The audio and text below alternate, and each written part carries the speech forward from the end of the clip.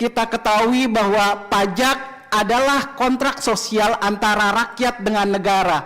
Di sini warga negara akan bersedia membayar pajak ketika mereka yakin bahwa negara akan memberikan timbal balik dalam bentuk pelayanan publik, stabilitas, dan keadilan.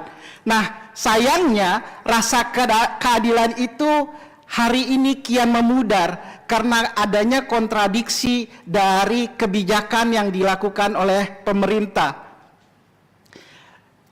Tapi selain adanya krisis legitimasi, sebenarnya ini juga cerminan ketimpangan dan beban ekonomi yang semakin berat sebagaimana yang Pak Yose tadi sampaikan.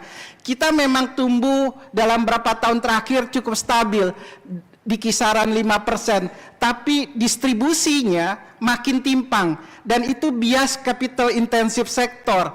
Karena itu misalnya Gini coefficient kita masih di 0,39 dan itu sangat timpang. Di sisi lain tingkat kemiskinan itu memang turun per persentasenya, tapi kita juga tahu bahwa kelas menengah juga turun dan sebagian besar rakyat Indonesia walaupun dia tidak miskin, dia hanya ada di batas atas sedikit dari garis kemiskinan. Jadi ketika ada shock atau ada inflasi yang tinggi, yang sedikit saja naik, dia akan jatuh menjadi miskin. Itu padahal kita menggunakan dasar perhitungan garis kemiskinan yang sangat rendah. Kalau pakai standar Bank Dunia yang sekarang mungkin tingkat kemiskinannya lebih tinggi lagi. Dan yang berikutnya, walaupun memang pada belakangan ini tingkat inflasi umum itu rendah, tapi pada waktu tertentu tingkat volatility food yang inflasi dari volatile food itu sangat tinggi. Misalnya hari ini harga beras itu kisaran 14 sampai 18.000.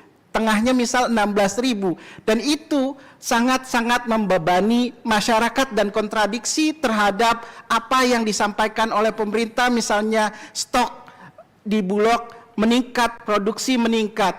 Yang berikutnya ada juga permasalahan tingkat pengangguran.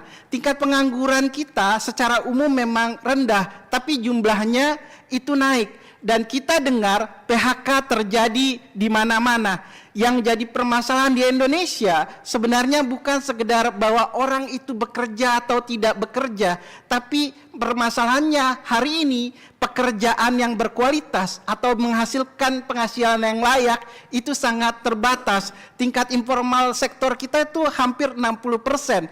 Itu dasarnya kalau menurut Bank BPS. Kalau menurut ILO itu hingga 80%.